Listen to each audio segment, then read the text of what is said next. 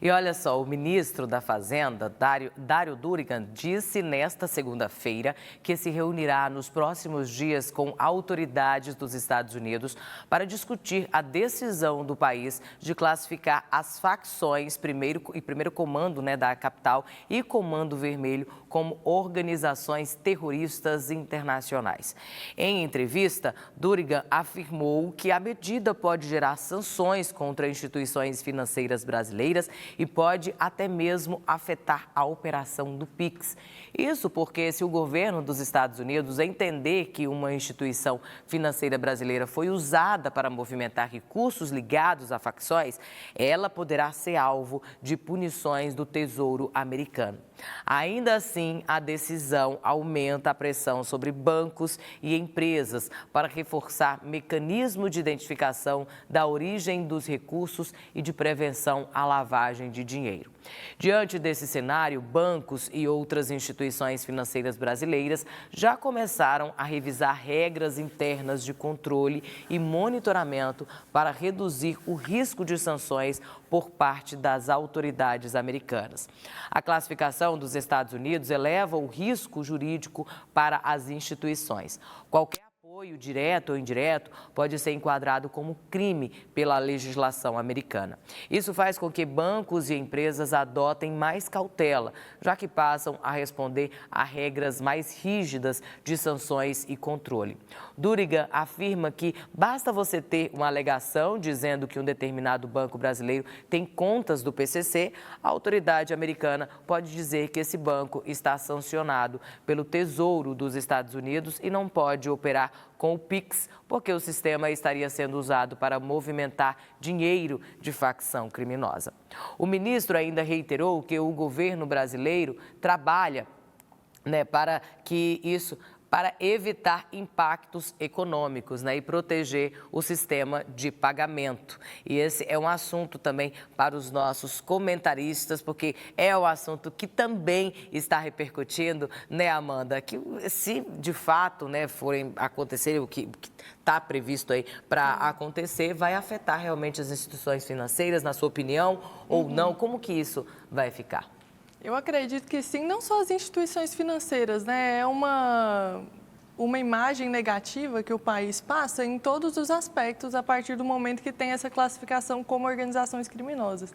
Na sexta-feira eu estive aqui no programa e eu comentei também sobre essa classificação, que eu não vejo com bons olhos, porque isso abre margem para essas interferências externas aqui no nosso país. E uma coisa que eu reforcei foi justamente que a gente precisa que o governo nacional tenha uma atuação em relação a isso para impedir a atuação dessas organizações criminosas e poderia sim até haver um apoio internacional, mas não o internacional vindo de fora, e se impondo aqui no nosso país. A gente vê que tem inúmeros impactos dessa classificação como organizações terroristas e tem esse impacto financeiro a partir do momento que as próprias empresas vão ver como um país arriscado de se investir, arriscado de colocar o dinheiro aqui. Ninguém vai querer fazer negócios assim tão diretos com o Brasil, porque há esse risco. Em relação ao que foi mencionado, dos bancos serem utilizados, o Pix ser utilizado pelas organizações criminosas, infelizmente isso é um fato. Eu acredito que hoje praticamente todos os bancos digitais e os tradicionais devem sim estar sendo usados por organizações criminosas. Isso é uma coisa que é impossível de que eles não usem, Eles vão usar de alguma forma, e isso é péssimo também para a gente, não é uma coisa positiva para o país, mas é praticamente óbvio que eles estão usando.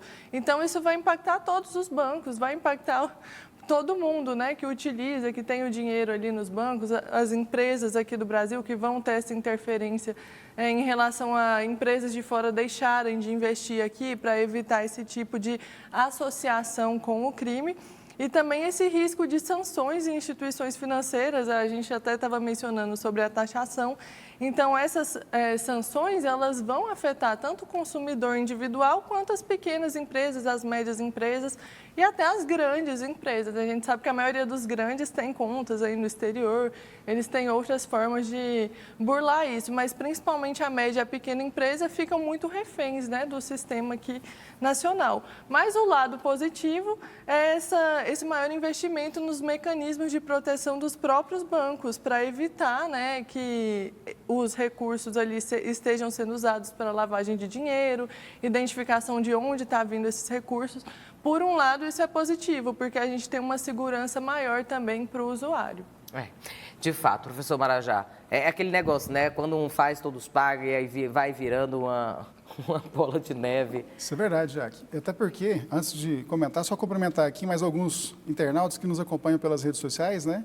Temos aqui a Elizabeth Valente, o Marcelo Campos Pereira, do Jardim Primavera, manda aquele abraço, participa sempre todos os dias.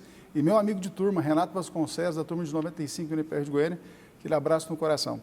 Muito bem, quando a gente tem essas medidas dos Estados Unidos em relação ao Brasil, Jaque, né, e concordando aqui com a professora Amanda nesse aspecto, é importante lembrar que os Estados Unidos, quando eles sinalizam, eles estão dando um alerta, olha, isso aqui está trazendo problemas para os Estados Unidos. Nós sabemos que boa parte das drogas que hoje são vendidas dentro dos Estados Unidos, elas não são produzidas ali, elas são produzidas fora e depois contrabandeadas. É um crime que transpõe fronteiras. Então, tudo isso traz efeitos.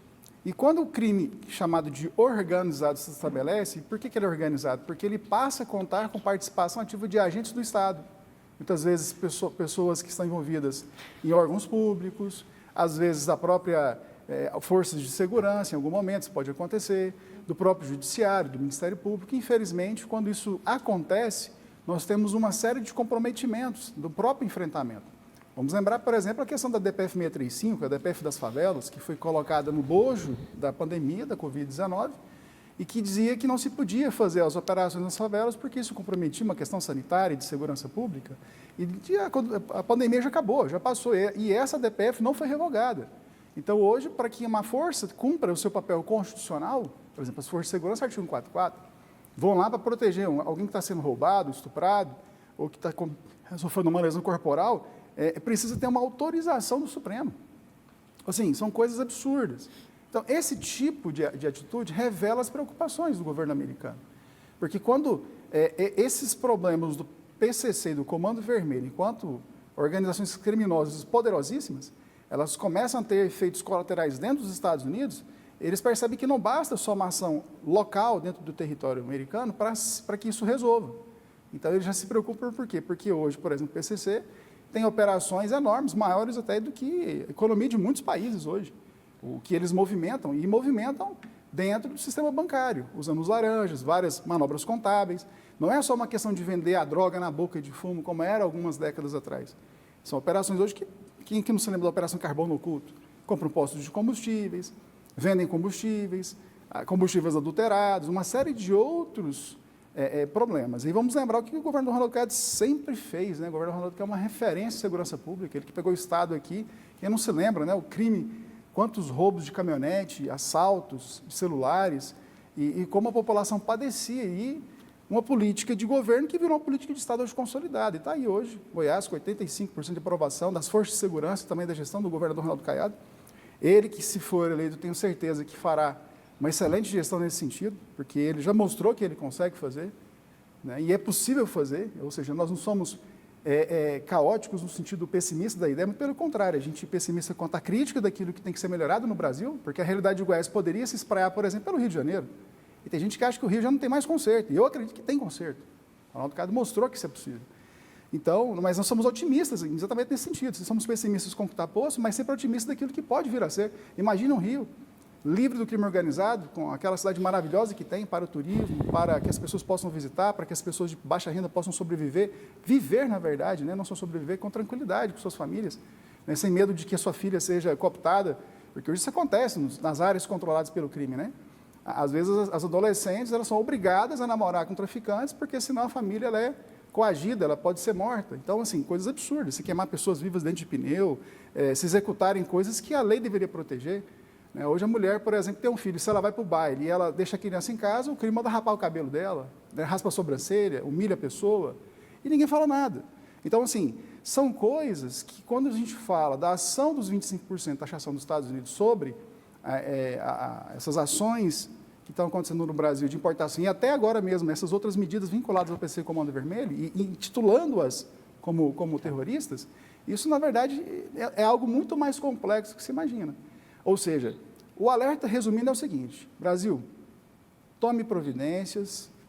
Se vocês não fizerem a tarefa de casa, nós não queremos, mas seremos obrigados a tomar atitudes mais firmes. Então, Lula, no ano eleitoral, você com a máquina pública na mão, se você conseguisse resolver o problema de segurança, você não teria dificuldade de ser reeleito. Você tem, nessa pauta, um poder enorme de fazer uma reeleição ou de perder essa eleição.